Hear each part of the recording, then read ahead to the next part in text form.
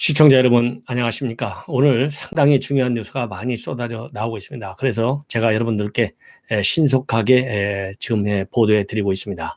그래서요 오늘 지금 이 시간 첫 번째 뉴스는요, 오늘 오전에 더민초 즉 민주당 초선 의원들 68명이 청와대에서 아침 10시 30분부터 약 75분 동안 문재인 대통령과 초선 의원 간담회를 가졌습니다.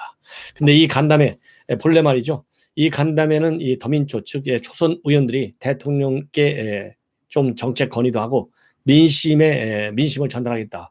이럴 때 이 민심이라는 것은 뭡니까? 바로 쓴소리잖아요. 왜?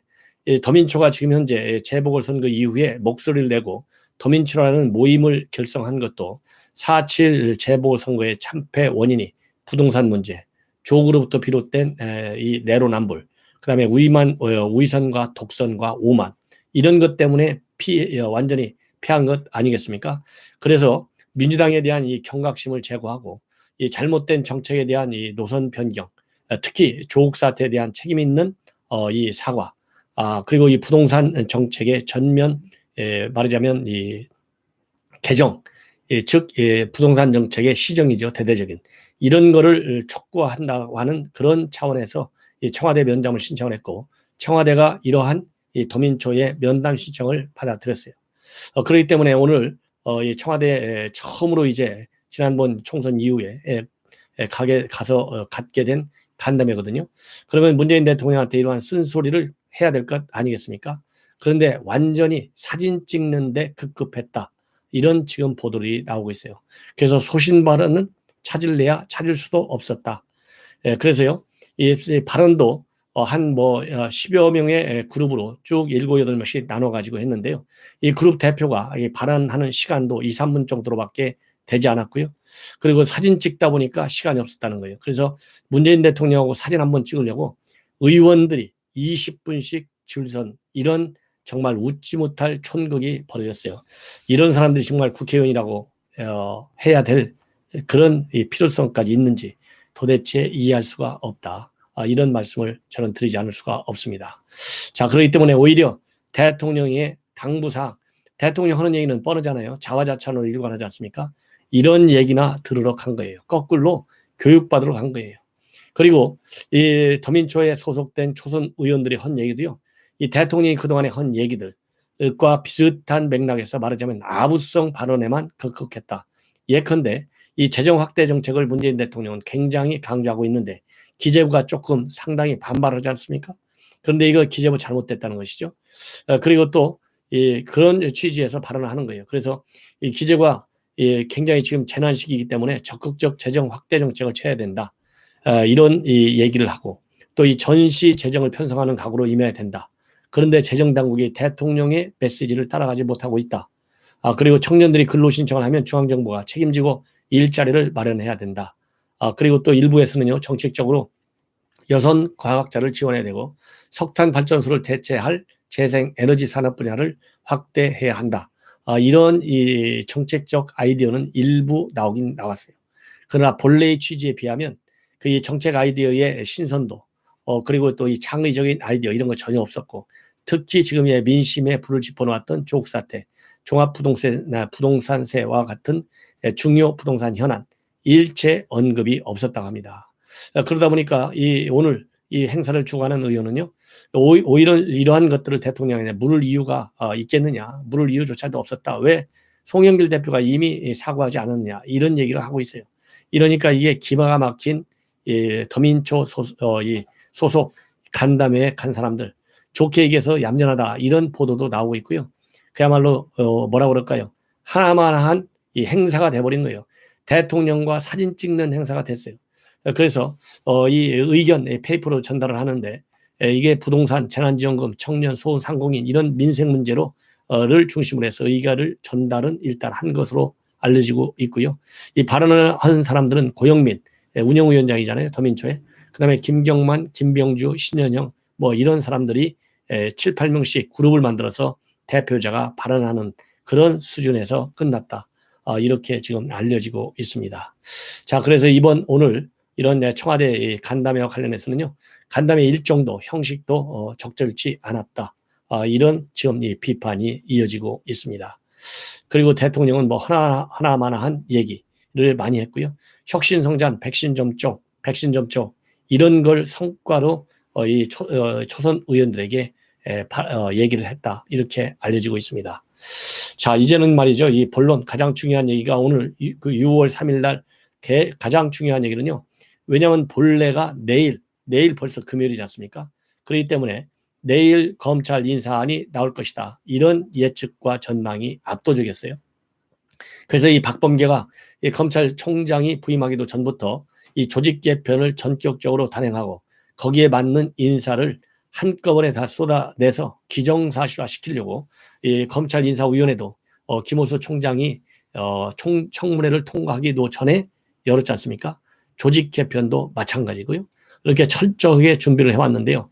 이러한 박범계의 조직 개편과 그리고 인사안이 일단은 김호수한테 제동이 걸렸어요.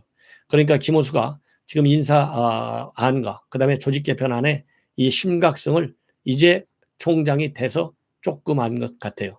그래서 오늘 또 이 김호수가 이 박범계 장관을 만났는데 상당히 열심히 취재 2시간 동안을 열심히 의견을 말씀을 드렸다.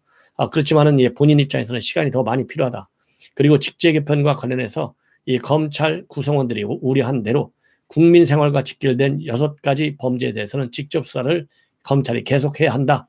이런 의견을 얘기한 거예요. 이 얘기는 이미 이 김호수 총장이 취임하기 전에 대검 전환관 차장이 권한 대응을 할 때 이 법무부에서 6가지 범죄에 대한 직접 수사 축소하는 거 의견을 달라 했는데 검찰 심지어 애완견이 있는 남부지검 그다음에 이성윤 중앙지검 동부지검 이런 데조차도 이러한 것은 관련 법령에도 위반될 뿐만 아니라 그야말로 이 검찰의 수사권 포기는 있을 수 없다. 강한 반발을 했다는 거 아니겠어요? 그렇게 해서 1차적으로 이 박범계 장관도 말이죠. 조직 개편이 얼마나 무리한지를 알아요. 그런데 오늘 김호수 총장을 만나서 다시 한번 이것을 들은 거예요. 그러다 보니까 일단 이 언론에 내놓은 얘기로서는 박범계 장관도 김호수 총장의 이러한 이 건의에 대해서 상당 부분 궁금하는 부분도 있었다. 이렇게 지금 밝혀지고 있습니다. 그러면서 이성윤 지검장의 거취와 관련해서는 그런 부분은 논의는 하지 않았다. 이렇게 입장문을 밝히고 있어요. 그리고 오늘 직제 개편 인사안을 논의를 했지만은 시간이 더 필요한 것 같아. 그래서요. 내일로 예정된 인사 발표 일정이 늦어진다. 이렇게 지금 관측이 나오고 있습니다.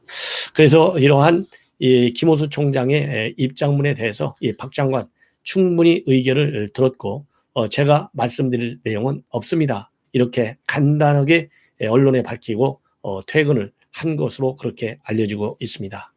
자, 이렇게 해서요. 지금 1차적으로는 지난번에 이 박범계 장관이 지난 2월 달에 검찰 인사할 때 그야말로 윤석열 총장의 의견을 받아들이지 않아가지고 신현수 당시 민정수석 파동이 일어났잖아요. 그러는 바람에 당시에도 지금 권력 실세와 관련된 월성 원전 사건, 김학의 사건 이런 사건 수사팀들을 공중분해시키려다가 안 했어요. 이번에 그걸 하겠다는 거 아니겠습니까? 그런데 이 배성범 법무연수원장이 맨 먼저 필두로 이러한 인사안이 있어서는 안 된다. 강력히 반발했고 그리고 그러한 반발에 대해서 김호수 총장도 상당 부분 수긍을 하고 있는 것으로 그렇기 때문에 오늘 이렇게 2시간에 걸쳐서 이 박범계 장관한테 이의를 제기한 것으로 그렇게 알려지고 있습니다. 자, 이러다 보니까 이제 인사가 일단 어느 정도 우여곡절을 겪을 가능성이 상당히 크다. 그러나 모양새만 일단 이렇게 김호수 총장의 의견을 받아들이는 것처럼 쇼를 하는 거예요. 그리고 나서 전격적으로 원한 대로 한두 명만 수정하고 그대로 강행시키는 인사를 단행할 가능성이 커요. 그런데 이번 인사 중에 특징 중에 하나는요. 전략 인사라 이런 명문으로 이 고검장을 검사장급으로 강등시키는 인사를 추진하고 있습니다. 이제 그래야만이 정권의 입에 맞는 이 검사장들을 제대로 인사할 수 있고 그래야만이 말하자면 또 정권 마음에 들지 않는 이 검사들을 좌천시킬 수 있잖아요. 그래서 이 전략 인사를 구상하고 있는데 그러다 보니까 이 법무부에서도 말이죠. 이게 실정법 위반 가능성이 굉장히 크다. 이런 지금 현재 법률 검토를 하고 있다고 합니다. 왜냐하면은 이게 강등을 시키려면 징계에 따르지 않고 강등을 하는 경우에는요, 행정소송이 제기될 경우에는 법무부가 패소할 가능성이 상당히 크다 이겁니다.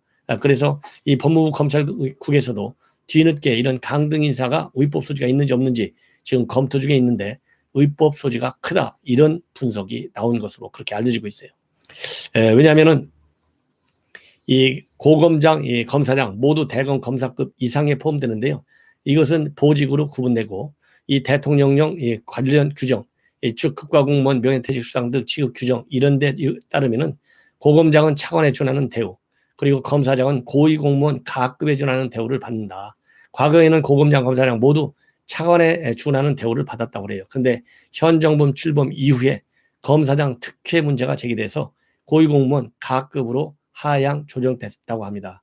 그렇기 때문에 차관급에 준하는 고검장들을 이 고위공무원 가급, 즉 1, 2, 3급에 해당되는 검사장급으로 강등시킬 경우에는요, 이게 위법이 된다는 것이죠. 그렇기 때문에 재량권 일탈, 남용 이런 혐의로 이 행정소송을 들어가면 이 패한다는 거예요. 그래서 예를 들어서 그러면 어떻게 고검장과 지검장의 차이가 나느냐? 고검장은 차관급이기 때문에 관용차가 제공되고 대신에 정무직이니까 명예퇴직금이 없어요. 검사장은 대신에 관용차 제공이 폐지되는 대신에 명예퇴직금 수령이 가능한 이런 처우의 차이가 있습니다. 그래서 기존에는 승진 인사가 아닌 경우에는 고검장은 고검장급 보직으로, 검사장은 검사장급 보직으로 수평 이동하게만 되어 있어요.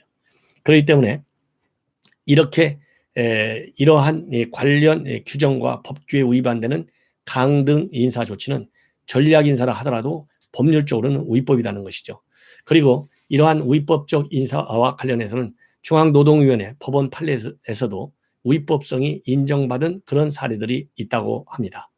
자, 이렇게 되기 때문에 사실상 이제 박범계발 탄력 인사가 이 법률적으로까지도 이 김호수 총장한테 정무적으로도 지금 현재 제동을 딱 걸린 상태지만요, 법률적으로도 제동이 걸리고 있는 상황이다.